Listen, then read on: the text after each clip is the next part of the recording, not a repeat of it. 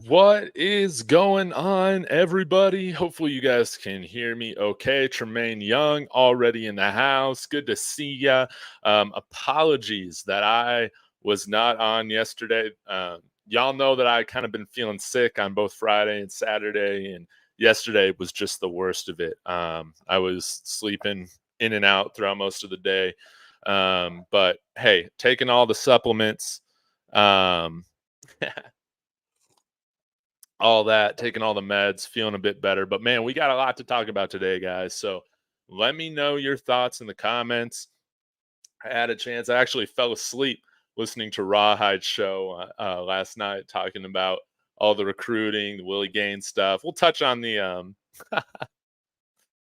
oh man, yeah, we'll touch on all this. But before I get to your comments, except this one, this one's great. I think I have people here on Twitter and on YouTube. Be sure to hit that like, share this out, retweet it, whatever.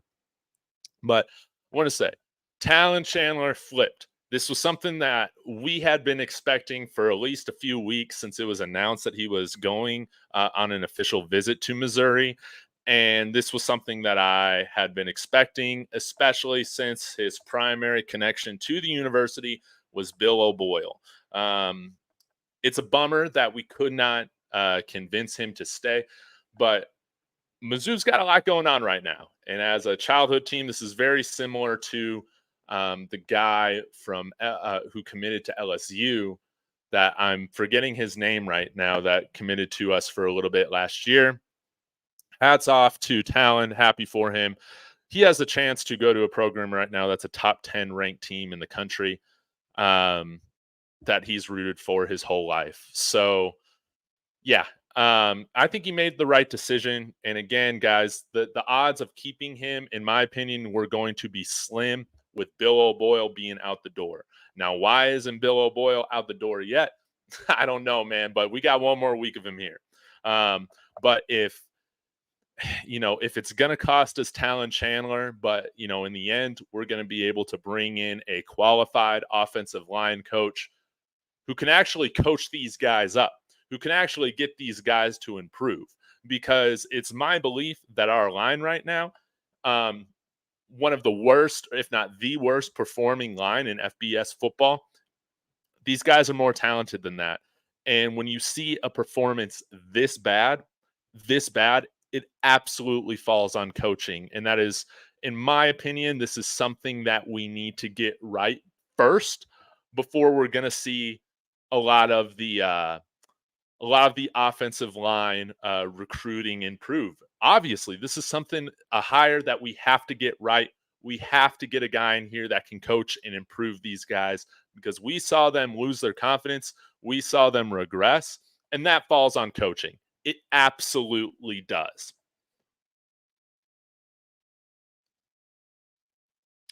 Again, imagine what Shador could have done with like an 80th ranked line in college football. Imagine where we would be. We'd probably be talking about a bowl game. That's just my opinion. So, now on the flip side, we got some we got some great news yesterday. And this isn't like a 5-star news or anything like that, but nonetheless, this is very encouraging in my opinion. Getting a guy in here that's going to come in here and add competition and depth to this line. It's Amari Ward. He took his redshirt year last year at Jackson State. This guy's 6'4", 310 pounds from what I've seen. Not particularly sure what I think he might have taken this semester off or maybe JUCO route. I'm not sure. Y'all can clarify for me. But nonetheless, he has been he entered the portal actually. That's right. So I don't think he went JUCO. He had Colorado, Bethune-Cookman, and Tuscaloosa, which is a Division II school in his top 3 this summer. Bethune-Cookman, obviously another HBCU. Colorado, again, we know what that's all about. But this is a guy that's going to come in and add some big time, I think, competition. And I would assume that he's added on some strength, and he's still training this this past semester to get ready to come in here in January. So I believe he said he has an auntie that lives in Colorado Springs as well. So he's been out here. It's absolutely beautiful. And I'm excited to see him coming. Again, it's hard for me to judge what this line's going to look like because we haven't even entered portal season. But nonetheless, this is a guy that we're getting when we're at least talking about the size. He meets that metric. I mean, 6'4", 310. He'll probably play inside. But he tweeted out yesterday a little buff emoji with the 100 emoji. I think you can expect to hear from him with an official commitment announcement once the portal opens. So that's wonderful. That's good news. Moving on to kind of where we're at right now in terms of our recruiting. Let me go ahead and share my screen. And I'm sorry, y'all. I will get to your comments, I promise. Just trying to get through some of these things first. All right. Not looking at visits yet. We're looking at the class. This is where I want to look. So guys, right now we're at 69. Nice. For our class ranking. That is right now behind Colorado State, but it's not how you start, y'all. It's how you finish. I'm not tripping. So right now we have 9 hard commits. That is Aaron Butler, who also keep your eyes on him. He also received an official offer from Missouri. I'm hoping Aaron Butler is extremely important for us to retain.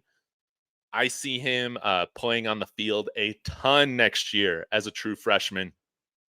I like that. Brandon Davis-Swain, Omar White, Eric Brantley, big-time front 7 guys coming over here from Michigan and Georgia, respectively. Isaiah Walker, the number 2 offensive tackle in JUCO. He's going to be here, which is great. 6'4", 309. Zakaro Lewis from Venice, Florida. He's committed as well. Danny O'Neal's another guy that I do expect to flip with Sean Lewis being out the door here very soon. We'll see if he still stays. But regardless of if Danny O'Neal is coming in or not, I would love for CU to target a backup quarterback in the transfer portal. Maybe a quarterback who has some experience playing, maybe at the FCS level or something like that, but then wants to get into coaching, somebody who's cerebral, somebody who can pick up whatever system we bring in very quickly, someone who's going to be another adult in the room. That's who I would really like, and someone who's okay being a backup for a year. Montre Bradford, another George edge. Cam Michael, his cousin, one of the top athletes in this year's recruiting class. He is committing on my birthday on Thanksgiving, November 23rd. So keep your eyes peeled for that. And then we got running back Michael Welsh coming over here from Georgia. Another big time running back, 5'9", 210. But we need to bring in some of these offensive linemen to develop. I think Amari Ward is a great start to that. But we got to get more and more guys in here. Absolutely. So let's take a look right now at our visits before I go through who we currently have offered out right now. King Joseph Edwards, this is another big-time guy, athlete, edge guy. He plays tight end. He does everything. I think this guy is going to commit. Man, I love the way in which he plays, and I love his name. We need a king on this team. King Joseph Edwards. He's visiting here in a couple weeks, December 1st. Jordan Seaton visited on November 4th. I'm feeling pretty good about that one. We're just going to have to see what happens. 6'5", 287. They'll have him play an interior line. Just have to see. Cam Michael, like I said, he visited earlier this year, along with his cousin, Montre Bradford. Let's hope. If we can get some more positive recruiting momentum going, again, it's always harder to recruit when you have a losing streak going on. But to keep this in perspective, I think Matt H. might have, or maybe it was Mile High, tweeted this out today about how, hey, when you're talking about rebuilds, we're the only team that has switched a head coach that was bad last year with a losing record, and that has improved by 3 or more wins. This program, even though it's been a mess, even though we got some drama to talk about or whatever, that just happens when you lose. This program is still going in the right direction, and you're not going to find somebody like me panicking about that. this thing is still going in the right direction. So lastly, let's take a look at our offers that we have out right now for the offensive line class.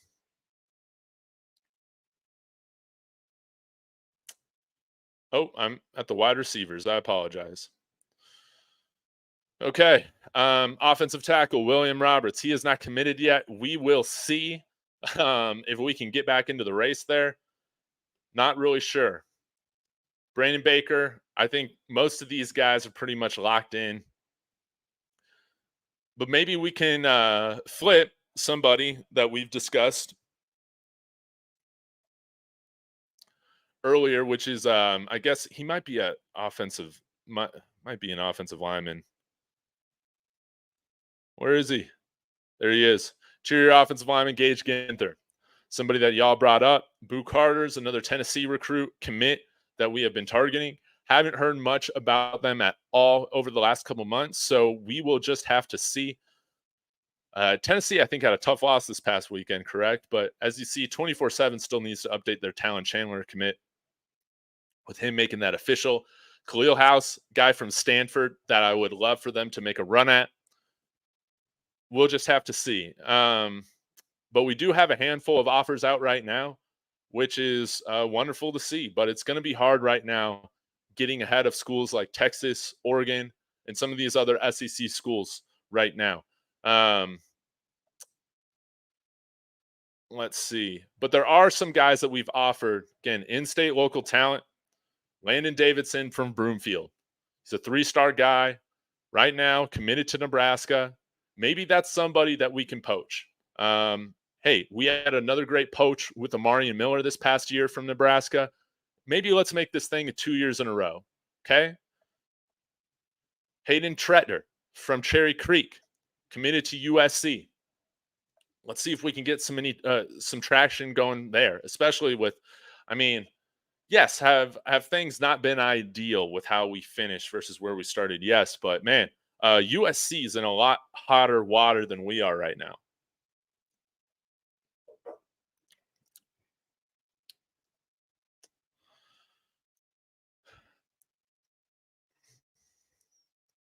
But yeah, I don't think we'll really see much announcement yet until we see a coach that is hired to coach this offensive line. And hopefully, whoever he is going to be a darn good recruiter, because we need to get some more offers out. We need to get some more momentum right now when it comes to the commits. I've expected this recruiting class to be around that 15 or so from the high school ranks size. So look for 7, 8 more guys. If we can get more than that, I think that's always ideal.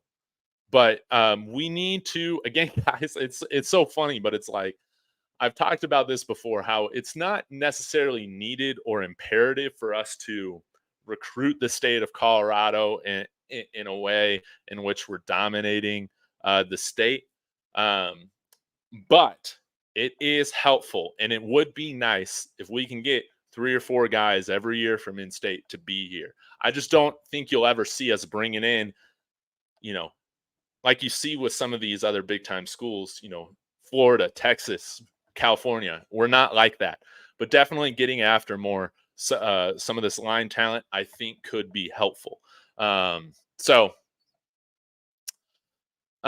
that being said, guys, I know that some of us were kind of freaking out yesterday about Talan Chandler decommitting and then committing to Missouri, but that was something that I had been preparing myself for weeks. I wasn't worried about that. If somehow, I don't expect us to beat Utah, but if somehow we can end the season on a win like that, that would be absolutely huge for recruiting. Again, winning always helps recruiting. This isn't like the NFL where sometimes it is advantageous to tank. There is absolutely no advantage to losing in college football whatsoever.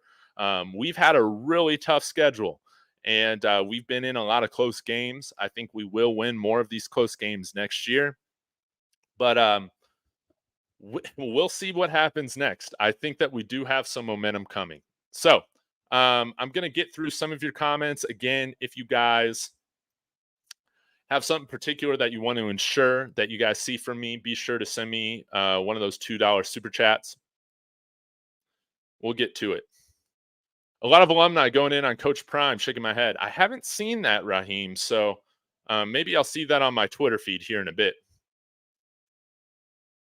Neely is mad. Oh, man, I wonder what Neely's mad about. Talan flip because O'Boyle's at the door. Absolutely, Zion. Right on. Oh, thank you, Green Creole. Jawan Mitchell was the one who flipped from Colorado to LSU. Maybe I'll comment on this a bunch later. But Willie Gaines deciding to just burn a bridge, get on and say it. Sure. Can there be frustration to politics with teams? Yes.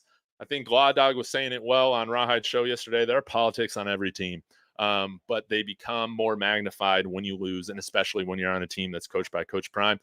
At the end of the day, Willie Gaines did not perform when he got out on the field.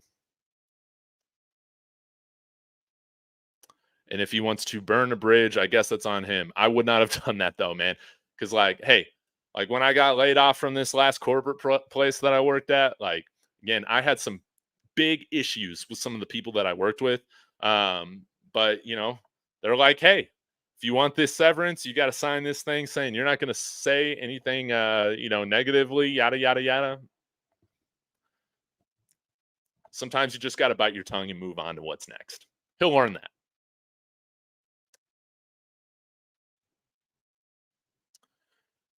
Zion saying the recruits y'all are looking for are coming. Just be patient. Absolutely. Absolutely. Like, this thing's going in the right direction. And again, I have said this as a Denver Nuggets fan. We have kept Mike Malone coach here for 8 years before he won us a title. There are many fan bases that would have called for him to be fired. Lakers fans. But again, patience in the process, believing in the process. I do believe in this process. I do believe in what we're building here. Is it going to take more than 2 years? Probably. But I'm not going to be one to be impatient. I think we'll see improvement next year. Extreme Sports 247. David, hit me up if you want to interview with Amari Ward and 3 other offensive linemen. Yeah, absolutely. Let's get on. I haven't interviewed any players, so this would be kind of fun. Let's do it. Are you on Twitter? I can't message you on YouTube, so DM me on Twitter or send me an email at davidtalksbuffs@gmail.com. Maya, the coach can't call these players out like that in the media either. 100% agreed with you. We cannot do that. Coach Prime cannot do that. Bill O'Boyle cannot do it. Again, it's like a both and thing. It's like, have we had elite talent this year? The O-line? No. But when the coach comes out and says these guys just aren't strong enough before the end of the year or before the beginning of the season, Bill O'Boyle is covering his butt. We didn't see any improvement. Again, you didn't see any bitching from Sal Sinceri or Nick Williams with the front seven that they've had. And we have seen incremental improvement in those units being undersized. Bill O'Boyle had to go.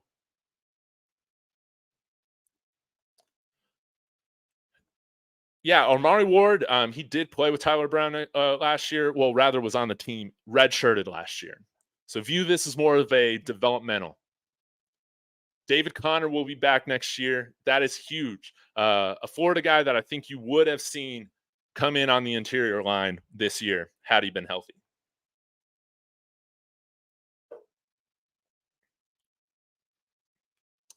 Yes, thank you for this clarification. And guys, again, view him as a developmental guy. This is not a guy that's coming here that's saying by any means, hey, I'm going to start now. Could he? We'll just have to see how this whole thing lays out. But this is not something to where I'm saying, man, this is something where Van Wells got to, whatever. No, this is a developmental guy. And this is a guy in which if we hire the right coach, this is a guy who could eventually become a powerful player for CU, just like any of these guys that we bring in here. Can we bring in a guy that's going to develop talent instead of complaining about how these guys aren't strong enough. That's how I feel about it.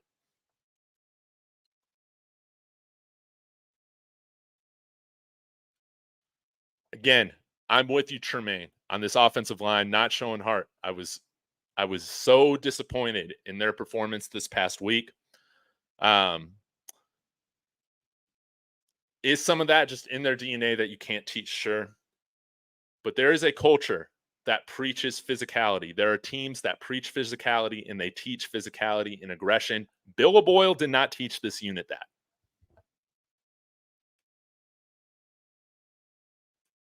But I agree, Chad Griffin. Everybody got to trust the process, but players need to keep family business in the house and they need to stop running to social media, stop airing family business out. Absolutely. It's unacceptable. And again, all this stuff is normally magnified when you're losing. These guys who aren't getting playing time, notice how we didn't really hear a peep out of Willie Gaines when we were winning. But again, this was something in the back of my mind. I think we talked about it a little bit in August. It's like when you're bringing in so many transfers, you can only play so many guys, right? Are guys that aren't getting on the field, are they going to have issues with that? I think we've seen, yes. But at the end of the day, there were going to be guys in this 65 plus group of transfers that came out here that just weren't going to play. I think a guy might have been Law Dog or somebody else on Rawhide's channel yesterday made this comment about Willie Gaines should have seen the writing on the wall when they gave him number 20 as a wide receiver. And do I understand, like, hey, are you frustrated if you see a guy like Caleb Mathis playing ahead of you? Sure. But I don't know what's going on in practice. I hate talking about practice. At the end of the day, the wide receiver group, we had better wide receivers that I would want on the field ahead of Willie Gaines. AB ain't going nowhere. I love that, Zion. You're also saying these JSU linemen got more heart than the current CU stars on the line. Yes, and that's why I like Amari Ward coming over here. We need some badasses here. We need some dogs here. We need some guys that have been in a culture that preach physicality. Like, we need more of that.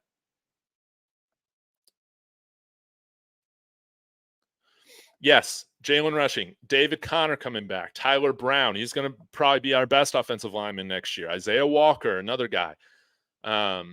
The line will not be bad next year, but again, we need a guy who can coach this line. It's clear that Bill O'Boyle was well over his head. William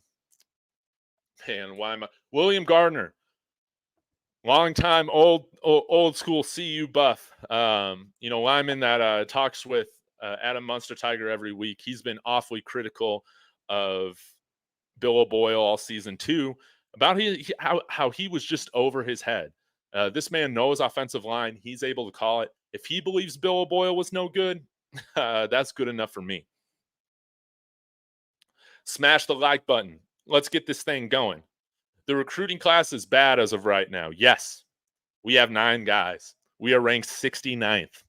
But our recruiting class ain't going to look like that at the end.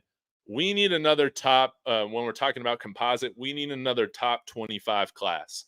That is my hope. We'll see if we can do that. Again, we got a lot of work to do if we're going to finish the season, losing 6 straight. That's tough.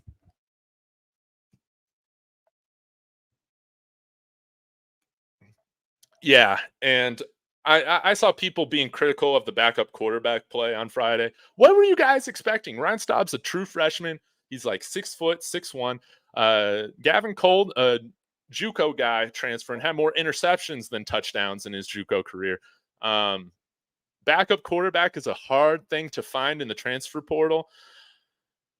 Hopefully we can find one this year, but at least them now having a year in the system. Ryan Staub, Kason Wiseman, Gavin Cold, maybe that will be better, but backup quarterback absolutely needs to be a big time target. And hopefully with bringing in an OC here that's coming here with some cachet, we're going to be able to get that.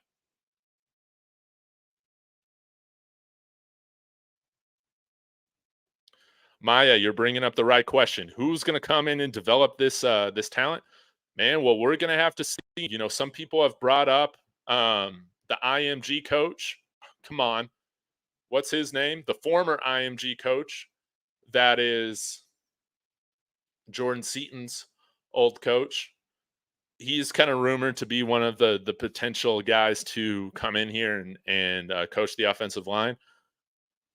Played a long time in the NFL with the Dallas Cowboys with Deion Sanders. Has coached the Under Armour All American teams and all of that. Coached IMG. I am a little concerned that if he comes in here not having college or NFL coaching experience, but we'll just have to see. We'll just have to see if this guy played in the NFL for a long time, surely, and coaching, the best high school lineman recruits year after year with Under Armour. Surely this guy can coach the position, but we need a guy in here that's going to actually develop talent.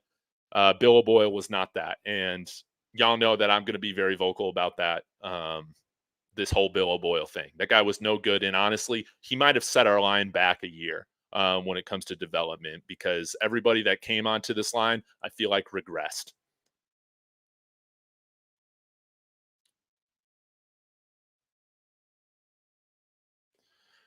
Yeah, if we could pull off getting Seaton, he should run for president. Absolutely. Let's get this thing going. Jordan Seaton, be our savior. Come on now. I would love to see Jordan Seaton here.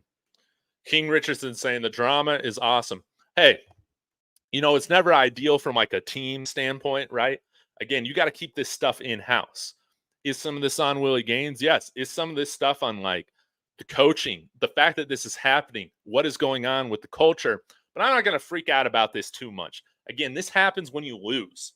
This happens when you lose. I'm not making too much out of it. People are going to be in their feelings about it. It just is what it is. I think Winston Washington's going to come back around. Yeah, because he's going to understand, man. Prime ain't leaving, man. Prime ain't leaving. Let's still work on that contract extension for this man. Cam Michael, big flip from Texas A&M. Hopefully that can happen on Thursday. We're just going to have to see.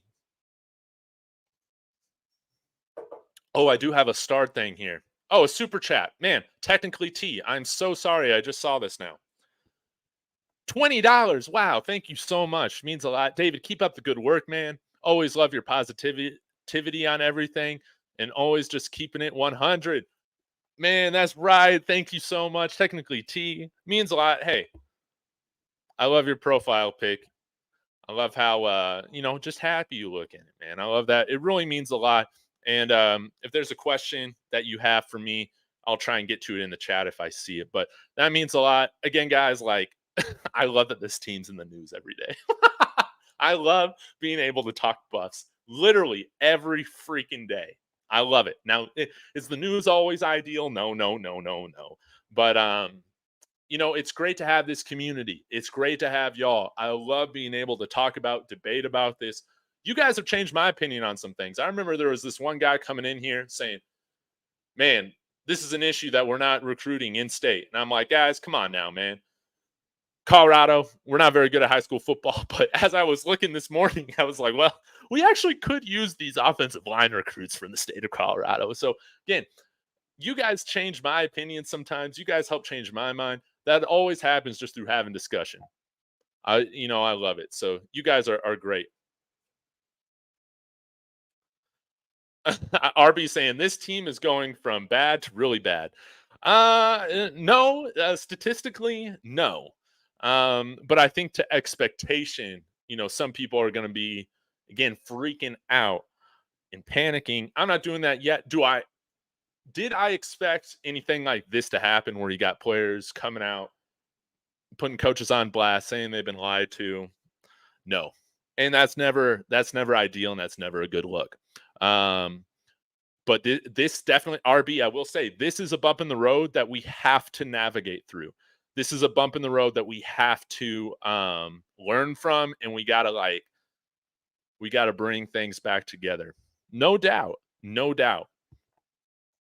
But we just need one piece of positive news. If we get a piece of positive news, and again, if we come out against Utah, I don't expect us to beat Utah, but if we can play with passion, if we can play with fire, if we can play the right way, physical, aggressive, not giving up, even if we don't get the win, I'm going to feel better about how the season ends.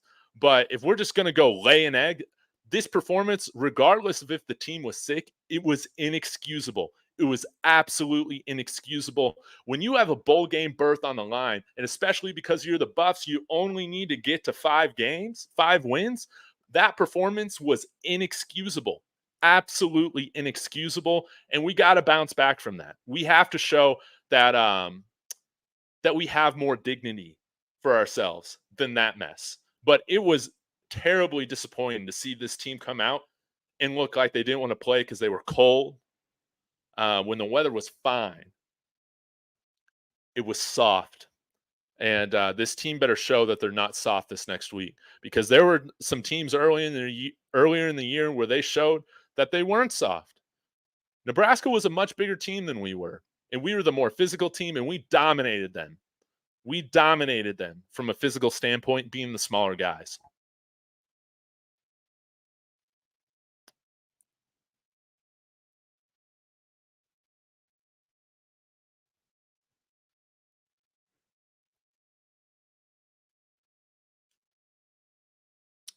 Man, I wish I could be on the recruiting trail. Hire me as a recruiting assistant, but actually I'd like to be the PA guy. I want to get everybody hyped up. I got to work on that in the offseason, my audition tape to be the PA guy. But, I'll have a little saying for every down and situation for this team. I think that would be a lot of fun. Can't wait 2 years when Travis and Shador got 1 year left. Can't wait 2 years for what? When I was talking about that earlier, Jake Bake, I was saying more so national championship stuff. We got a lot of work to do when it comes to getting there. Now, do I think that this team can get to the college football playoff next year if certain things happen? Yes, and surely anything could happen once you get to the tournament, right? But there are going to be teams that we need to overcome, such as Georgia, such as Michigan, Ohio State, Texas, Oklahoma, Alabama, FSU. We'll see what they do at quarterback. That just have years of building. And that's going to be tough to overcome in year 2. But can we be very competitive in the Big 12? Should we expect, in my opinion, to be a contender in a very middling Big 12 next year? Yes. But I don't know about national title hopes right now, how things are looking. Could I change my opinion, man, if we end up having a top 10 recruiting class this year? Absolutely. But right now, I don't know if I can expect that.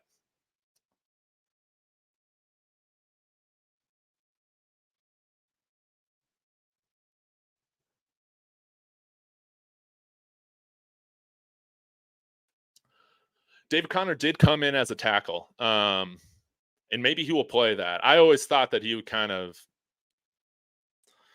be transitioned inside, because kind of like all of our JUCO guys, they play tackle too, because usually the more athletic guys at that level, they'll play tackle and then kick them inside. I always thought that we'd kick David Connor inside, but with how sy'veon Washington played this past week, I guess anything's on the table. Bill Boyle will be fired. He hasn't been fired yet. Pat Shermer came in to take over play calling duties and co-offensive coordinator with Sean Lewis, and then he also came in as co-offensive line coach a few weeks ago to work with the offensive line instead of Bill O'Boyle. So why didn't Coach Prime just tell both of them to leave? I don't know. I think that was a mistake. Again, these guys are already looking for their next opportunities. They're already tuning things out if they're having their coaching responsibilities stripped away from them. It's easy for me to speculate, but I know, being somebody that has been in a group expecting a layoff, everybody tunes out. Nobody's bringing their best. They should have just been shown the door once they were going to have their coaching responsibilities stripped away from them. It kind of pisses me off that they're here. Saying you need Sean Lewis there on the sideline just to relay the signs is BS, man. Somebody else can do that.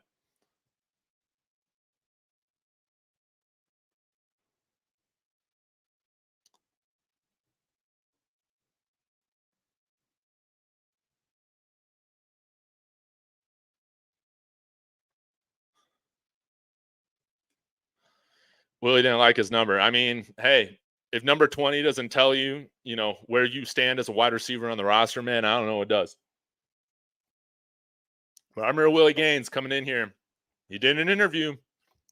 saying how he was expecting over 1,000 receiving yards, and like 10 touchdowns and kickoff returns and all this. And in the back of my head, I thought, I don't know if he can get there, and I would have liked to see him at certain points because I did like some of his Jackson State tape that I saw, his highlights that I saw. But when he got in Nebraska, USC, some of those games, man, it looked bad. It looked bad. He didn't look ready. So can there be favorites played in college football? There's favorites played on all rosters to some degree. Is this a case in which I feel like we left 1,000-yard wide receiver on the bench the whole year? Absolutely not.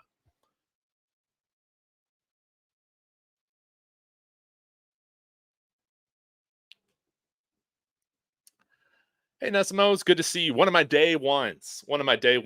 Always appreciate you. Hope you're having a great day. Ryan Staub was horrible. Yeah, every quarterback was going to be horrible, man, behind that line. But it's a big thing to ask. Again, Ryan Staub, I'm glad he's here. But to just add context, this was a man that was a young man that was committed to the Buffs to the prior regime. This guy was committed to the Carl Durrell staff. So if that doesn't give you an indication of like the quality, this guy wasn't coming in here as a 4-star, 5-star, or anything like that. This guy was a 3-star, a developmental guy. Ideally should never see the field within his first couple years.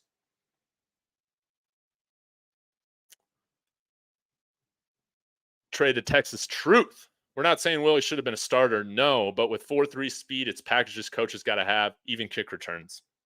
Yeah, I think that's fair. And it's like, okay, if I'm Willie, am I pissed that I'm not getting in certain packages ahead of like Caleb Mathis? Yes. I think that's totally fair. I think that's totally fine. But again, I don't think he should be complaining too much because when he got in, he didn't do anything. Rawhide Media for you, man. I'm killing it, man. I'm doing wonderful. Congratulations on 1,000 subscribers. That's a big deal. That's a great belated birthday present. And I listened to your show yesterday as I was waiting for my NyQuil to hit. And man, that was a great show you did yesterday. Congratulations to all my friends who don't subscribe to Rawhide Media for you. He'll give you some different opinions than what I got. But he's one of my best friends here on YouTube. Please go subscribe to him. DB saying Prime is about to shock people with the caliber of recruits he gets. Stay tuned. Let's go. And it's not like our NIL has decreased from last year, right? Right? We're going to get some guys, man. It's not like we're working with the same NIL budget Prime was a year ago. I think we're going to get some nice surprises. The idea that we're going to stay below Colorado State or anything like that with the high school rankings, that's just not going to happen. We got to be patient. We're going to get there, y'all. Man, raising eyebrows coming in here. At least we got some memes out of the backup quarterbacks. Man, I got one of my favorite plays during my live third quarter post game that I did on Friday when Gavin Cole threw that ball, then it was batted back into his hands, and then he illegally rolls out and throws an illegal forward pass, and it's picked off for a pick six. Man, that was just all you can do is laugh at that point, man. All you can do is just laugh at that point.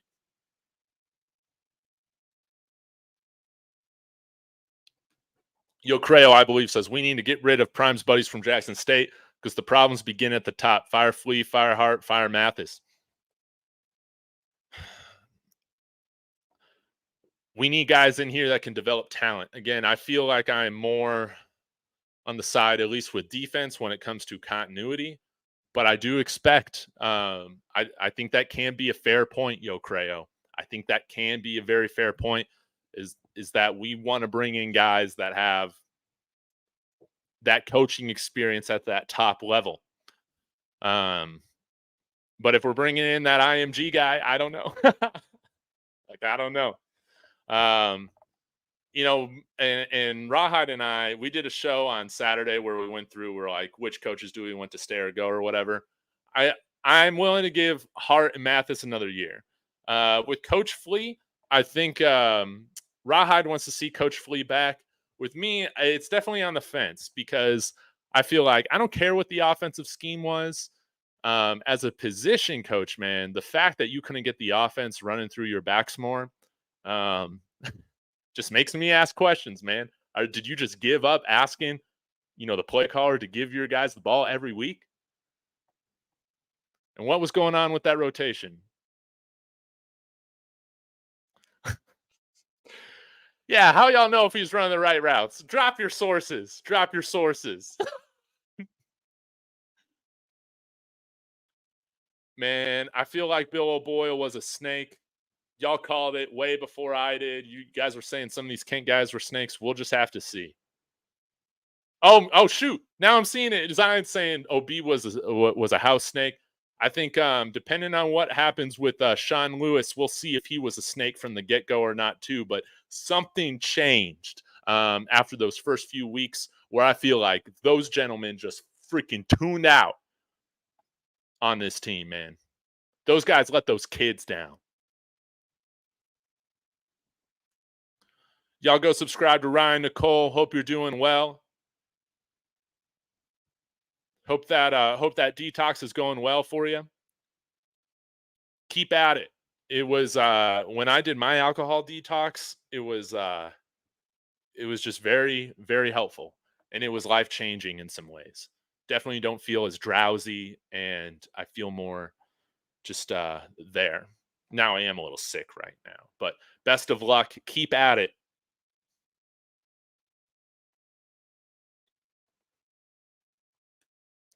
Soldier, why were there so many stars not in the game? Trevor Woods, etc. They got the flu. They got sick. We had a flu bug going through. I wish I had known that. I probably would have curbed my expectations a little bit prior to the game. But that's why we had probably about 10 guys or so that normally would dress and play, make the trip, did not. And RB, you're right. Another debacle loss will hurt recruiting for sure. That's why we got to come out and just we can't get blown out, man. We got to keep this thing close.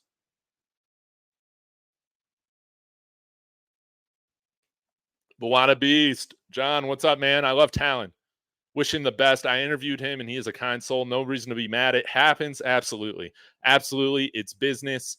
Things change. And again, when your primary recruiter here is going to be let go, why he wasn't already fired, I don't know. Things just happen. You go somewhere else. It's okay.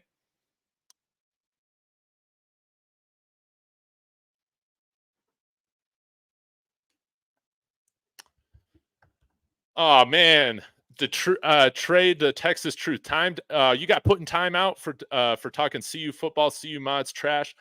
Yeah, guys, I know I got a handful of you guys as moderators, but let's just have this be the rule.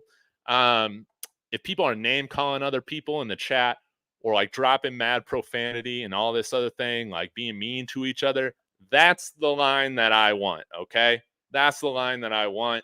Otherwise, people are entitled, like Trey to Texas Truth, to make their own opinions. So and to express that, even if we might disagree with it, or even if it's quote unquote hating. He has the right to do that on this channel.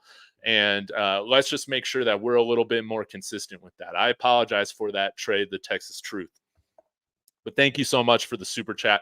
And I enjoy when you're coming in here and giving your thoughts. I've loved having you in on the show for the majority of the year, I feel like.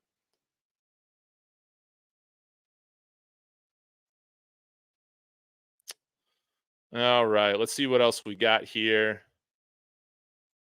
Go for a little bit longer.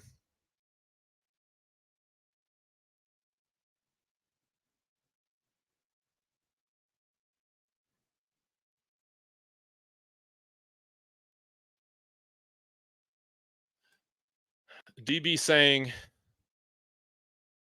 Sean Lewis is at CU because the OC Prime wanted. CU couldn't afford. I know this for a fact. CU didn't even have the $5 million to pay Prime initially. That would be very interesting. And I can totally see that happening. I can totally see that being a reason why. And then Prime's like, okay, he's having to go on to option 2 or 3 or something like that. Maybe somebody you have less of a relationship with. I don't think he knew Sean Lewis personally before any of this. So I could definitely see that happening. Now, I do think with where this program's at, we should afford to get the assistants that we want. The fact that Sean Lewis is going to leave, it shows, I think, I don't know this because I guess if a school pays for his buyout or whatever, that's different. If he's going to be a head coach or an offensive coordinator somewhere. But hopefully we got more money to spend this year. Again, read between the lines, read the tea leaves. If we're getting a $15 million scoreboard, we should definitely have an expanded budget for assistants this year.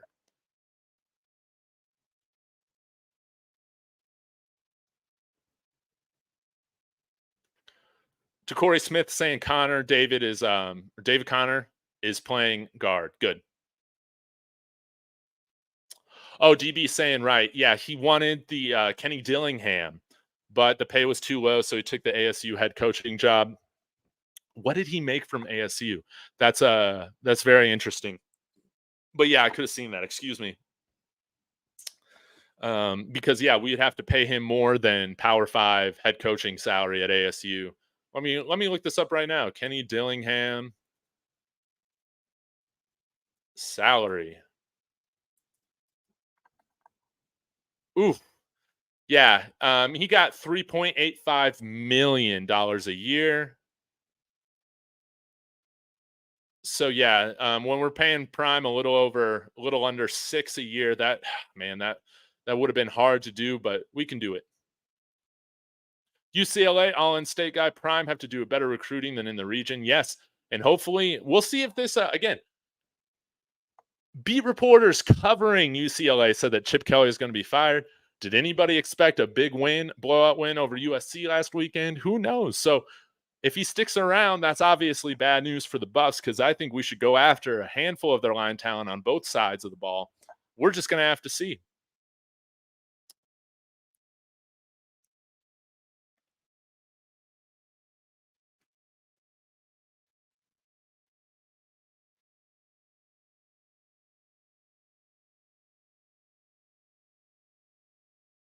All right, guys, reading through more of these comments again, just trying to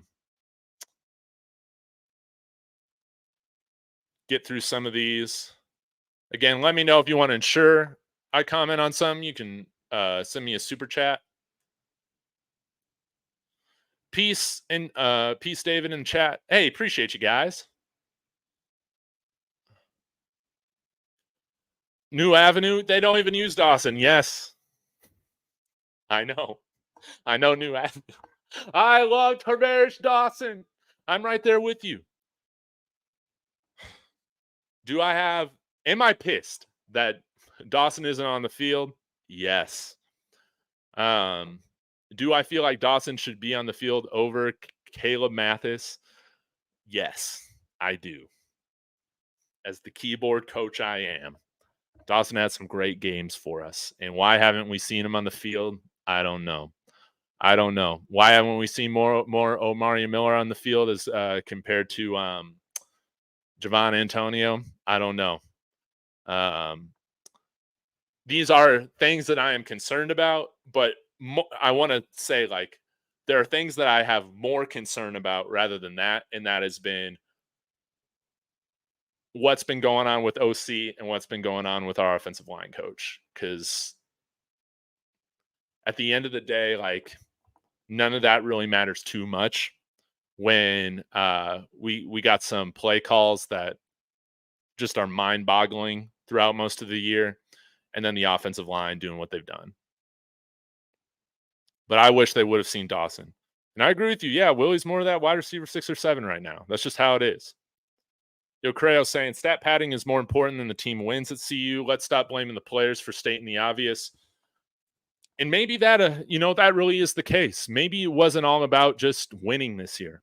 Maybe it was about getting, like Rawhide has talked about. This is kind of his theory, and I can get it, where it's like, hey, you got some guys. You got Jimmy Horn, Shador, Travis, a few of these other guys, Xavier, that you want to make sure you're getting up stats, that they're performing well. That, like Zay, I think he's going to be like a 3rd-round draft pick this year, and that's fantastic. That means you're a top 100 player in college football. That's awesome. And maybe some players were, and rightfully so, frustrated out of that. Again, I don't know where that comes from. Does it come from Coach Prime? Does it come from people above that? I don't know, because Coach Prime kind of has the keys to the whole program. But there have been some head-scratching decisions where you can wonder, the only thing that makes sense is you're wanting to play a certain style that then promotes certain players. And then it's like, hey, come here and we'll start winning next year. But I think, I think, again, when we go to the game management, I think Coach Prime has learned and has some things to learn with the game management and different things like that with roster construction and all of that. I mean, you learn as you go. I'm not worried about any of that. Is that something that you can look back at this year and say the philosophies that we played maybe weren't the most like they didn't give you the best chance to win, and winning cures all? I think that's absolutely valid. Smash the like button. Yeah, New Avenue, you're right. The problem is not the receivers. It's something that we can complain about and wonder about. But again, Willie Gaines versus Tarvarish Dawson versus Caleb Mathis, it is not changing the win total.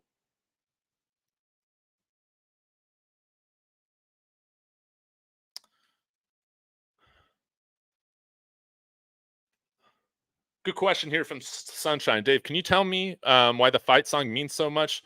Because it's our fight song, because it's something that we sing throughout the game and after the game. And what you guys don't realize, maybe if you're following the team for the first time, is that after every win in the locker room, the team, sings the song. It's something that, like, and the alumni, the old players will sing the song. It is something that, where when you come into the Buff family, it's like, it's something that relates you to, throughout all the generations, throughout all the classes, throughout all the historical teams. It is something that binds you together. And I don't think Coach Prime likes saying it, or likes the team to say it, because kind of the traditional thing is, at the end, the chant is rough them up, go see you. But what everybody does and says is fuck them up, go see you, because that's badass, because you want to say it. And when you're at the games, that's what everybody's saying. Coach McIntyre, another man of faith, right? That coached this team, right? Another Christian, another guy who is very passionate about his religious beliefs. The team did it in his locker room too, man. And it is something that I wish our team would do, because, again, with so many of our players being at the university for the first time, this is something that connects them to the history. And even back to our years where we were winning bowl games, we were going to national championships, we were nationally prominent, all of that. To me, it is important. And I think there is more that, from a PA standpoint during the games, we could be doing, around the fight song. But I do like that we sing it, after every score and stuff like that. But it's like, we need to put the lyrics on there, so new fans or players that aren't playing, they can look up on the scoreboard and see those, see those lyrics. Some of y'all think the fight song is lame. No, man, I just, I like doing it. I like singing it.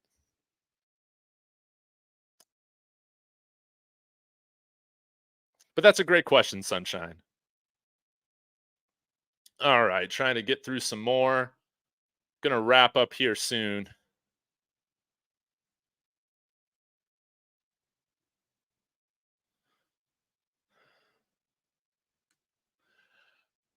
Hunt 919 True Sports. How many more coaches do you think y'all need? Well, we can only have, college football at this level only allows 10 full-time assistants. Everybody else has to be an analyst or something like that. That's on the staff. So we can only have 10 assistant coaches. We're capped there. It's not like the NFL where we can have many more than that.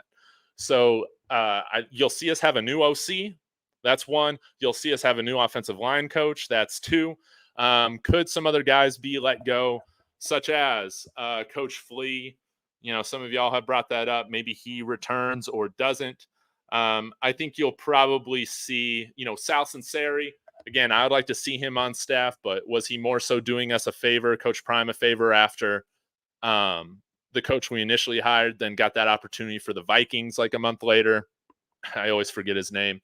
But I would love to have him on staff again, most definitely. But I would say probably 3 to 4 coaches you'll see kind of switched out.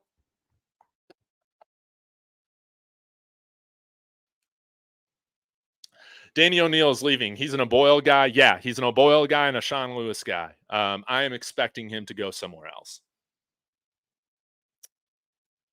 The Chandler kid was one of Matt guys. Yes, but Matt McChesney, he sends guys all over Power 5 football. Now he's more motivated, to drive them towards CU now that we have something, really going now. But yeah, it sucks. That's why he tweeted out beforehand. He's like, man, when this drops, it's going to hurt, but it's the nature of the business. And I retweeted it with my eye emojis, but it's like, it's talent, man. He knows. Yeah.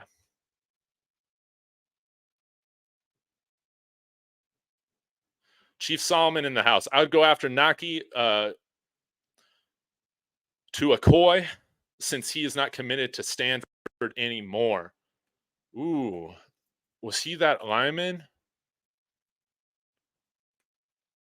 Let me look him up really quick.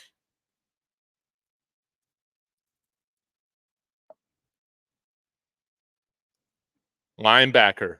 Oh, I remember this guy.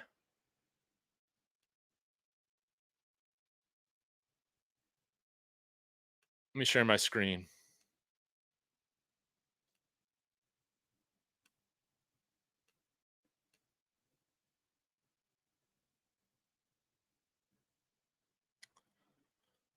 Naki Tuakoi, edge, 6'4", 222, 4-star.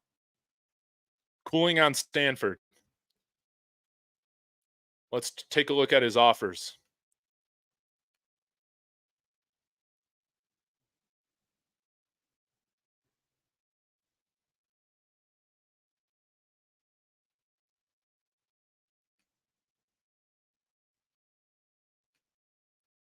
Hold up. Sorry, my computer's freaking out. West Coast guy.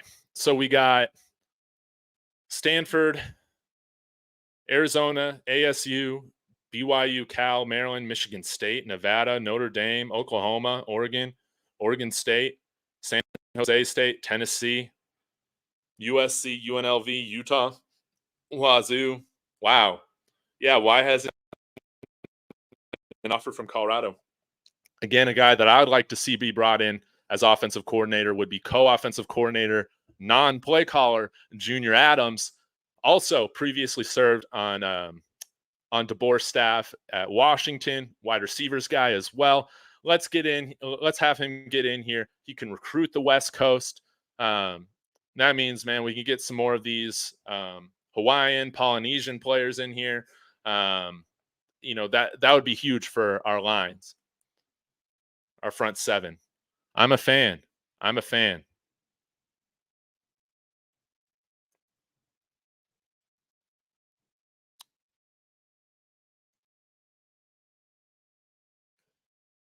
The stat padding theories is so goofy. Yeah. But at the same time, it's like there have been some decisions made that, like, again, we're all keeping it real. There's been some game management and some philosophy, like from an offensive scheming standpoint this year, that makes you just be like, what the hell is going on? Like, we've all felt that way.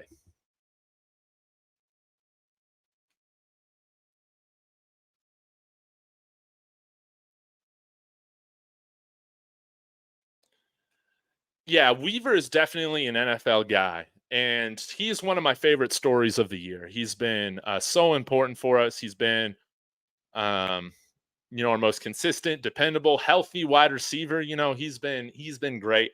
I think he'll sneak in there as a late day two guy. That's my prediction. It looks like Steven thinks he's a sixth, seventh rounder. Um, but nonetheless, he's going to be a drafted guy.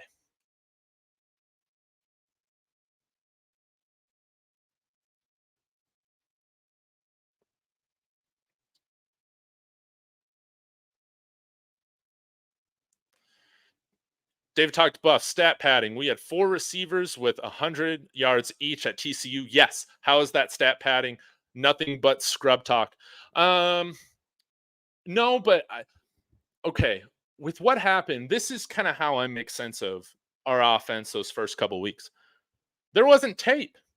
And what happened after there was tape and defenses started to adjust to us, whether that's Coach Prime, whether that's Sean Lewis, whether it's a combination of both, we decided we're just going to do the same stuff and not scheme any differently, not provide any different looks. Like it was so weird.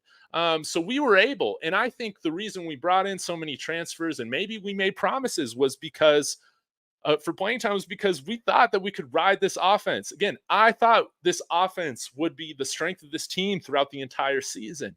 So you can ride this offense, you can put up numbers, all of that. Obviously, there were some things that these defenses adjusted to once they got tape out on us that we didn't adjust to at all. And it's like we wanted to still go play that TCU style football when everybody knew what was coming after that. So I don't know. You want to call that stat padding? I don't really like using that term, but I think it's more of like we wanted to play a certain way. We wanted to air it out. We wanted these deep throws, and we didn't start changing our philosophy until maybe a couple weeks ago. And then this past week, it's like we didn't even have a chance to see what the actual scheme and offensive game plan was. We had 2 drives where I think Shador fumbled it on that first or second drive, that second drive, and we were already in a 21-7 hole. Like we didn't even really get a chance to see what we had schemed up.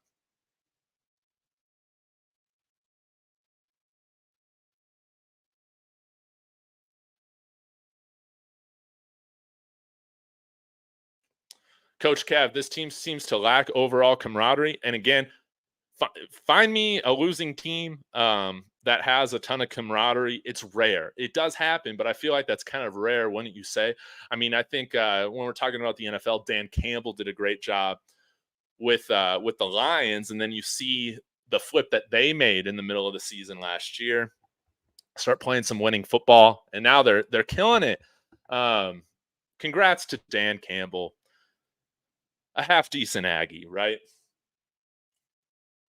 But yeah, this stuff again, it gives us something to talk about. It's something to talk about. Is it ever ideal? No, but this is what happens when you lose a lot.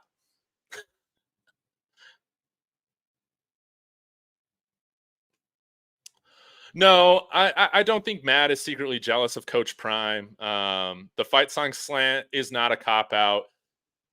If you've been to the university, if you went to the university, there is an emotional attachment to it, and it is something again that you've seen every football team take part of. When there's something like I think Coach Prime's overall done a like I love to see how much he interacts with Peggy and going to the other games of the other sports and whatnot. But that is something that you would like to see the team participate in because it isolates them.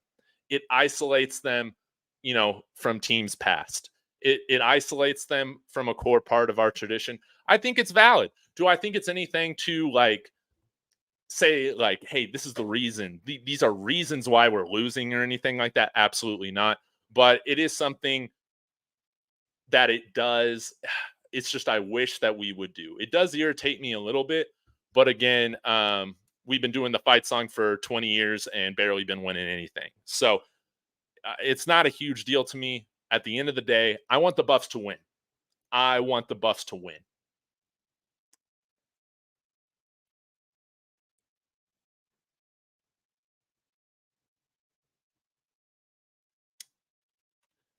Antoine Hill can decommit. So can everybody else. We're a long ways out from the 2025 class signing.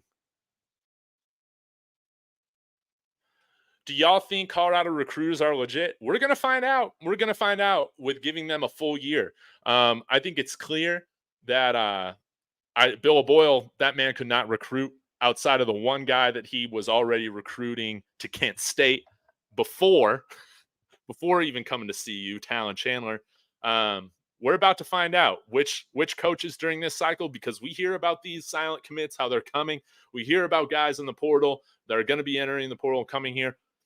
We're just going to have to see. But we're going to find out. We're going to find out this, here in about a month or two, who the strong recruiters are on this staff and who the weak ones are.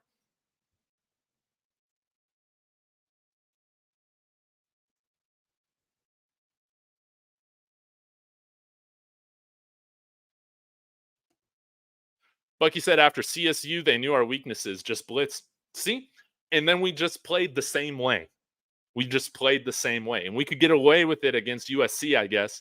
But again, it's just mind-boggling how we can almost beat USC by running the ball 45 times, and then it's just never done again. It's just never done. But there was a lack of caring to evolve the scheme.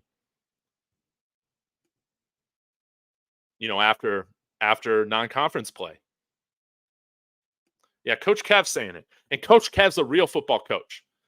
Guys, I am a keyboard coach, which means I'm going to tell you how I'd coach the team, but I'm not qualified to coach a Pop Warner team, okay? Y'all remember that. But Coach Kev is. He said, we got pigeonholed into the TCU offense and never changed. Yep. Jaden Milner-Jones. Man, he's been great. I thought that he was going to – I think could he redshirt? No, he's played too much this year. But a flip from DeSoto last year, a very good DeSoto team last year. They sent a handful of guys, Power 5, state champion there in Texas. And yeah, he's awesome, man. He plays with some tenacity. He's a very good open field tackler. Some of our guys can struggle with wrapping up. He does a very good job of it. Him and Carter Stoutmeyer. I think we should move Carter to safety. Rawhide got me onto that one. I love the idea of moving him to safety. But Jaden Milner-Jones should be a dog. He should play more. Will he eventually move to linebacker if he puts on more size? Maybe. But I like where he's at right now. He's played very well. And one of the bright spots of guys that you've seen improve throughout the year.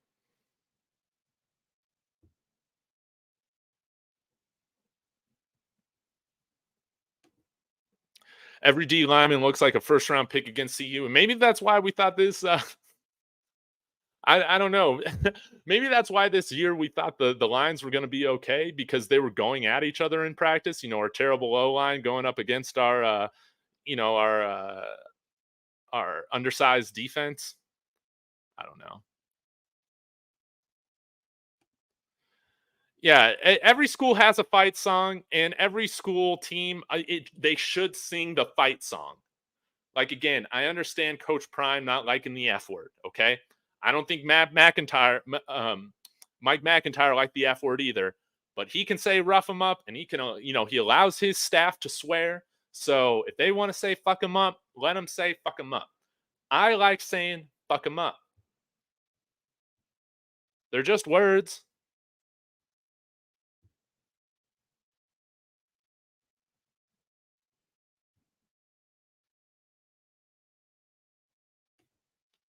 They just blitzing since week 1. Oh, man. Did Nebraska do a lot of blitzing? I don't think they did. I think they did a lot of, drop 8. Didn't they do a lot of drop 8? And that's probably why Shedeur freaking tore them up.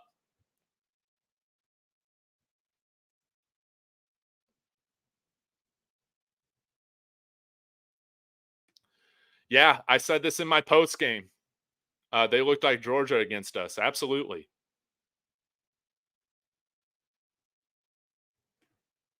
They moved Woods from safety to linebacker because they had nobody else that they can move into linebacker. And That begs the question, why hasn't Demoy Kennedy been playing more? Because he looked fine. He looked, you know, he looked like he should be a starter next year. But nothing is ever good when you got to move a guy starting at one position to another position midseason. It makes you wonder, why the hell are none of the other linebackers good enough? And again,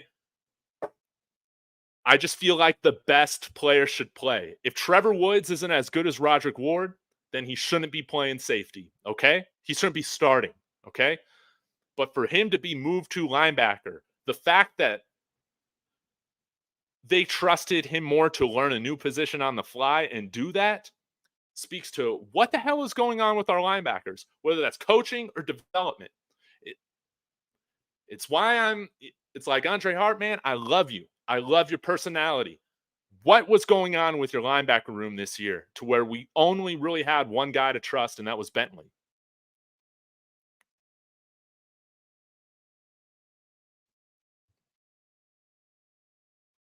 Darren Jennings saying this. Kennedy looked really fast at linebacker. Yes. Where has he been?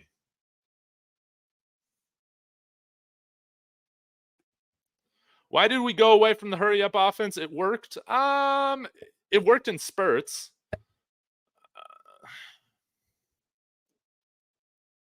I don't know. The bigger issue that I have with it was I do like the hurry up because it puts more pressure on the defense to communicate quicker, which leads for a higher probability of mistakes to be made. Okay. Blown coverages. We saw that against TCU. We saw that against Nebraska. TCU did a good job of handling it. My issue is that we rarely used any pre-snap motion when we weren't running hurry up. And again, you use pre-snap motion to understand what is going on. What kind of coverages and looks are you getting? You use pre-snap motion to make the defense shift and then make those other decisions, communicate, hand off new coverages, understand what's happening. And when you put more pressure on the defense to think and hand off responsibilities, that leads again to a higher probability of a blown coverage happening. But we were just lining up straight and just running it, man, running that play. Man, again, there was a lot in terms of scheme. Again, it's fine if you want to throw it, but for whatever reason, there were so many things not being done from like a scheme perspective that just didn't help us.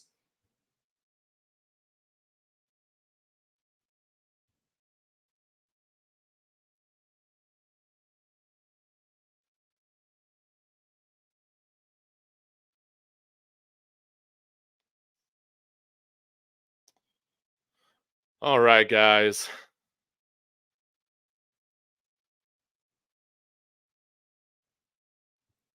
I think I'm going to call it right now. I'm going to be on with Big Dog Chico here for Dog and Dave at 3:00. We're going to be doing it early today. Still waiting to hear back from Colin for story time here at 5 p.m., but that's what I'm planning to do right now. So we'll just have to see. Um, oh, dang. Okay. Got some good news with work. I got to go review some work, which is great. Going to get back to it, but appreciate you guys as always. Again, guys, if you are a Denver Broncos fan, I did come out with a little post game earlier today, so please go check that out. It would mean a lot to me if you're a Broncos fan. But anyways, I'll be back to talk Buffs later today. This is going to be a great day. Hit that like. Let me know your thoughts in the comments on the replay. And as always, go Buffs.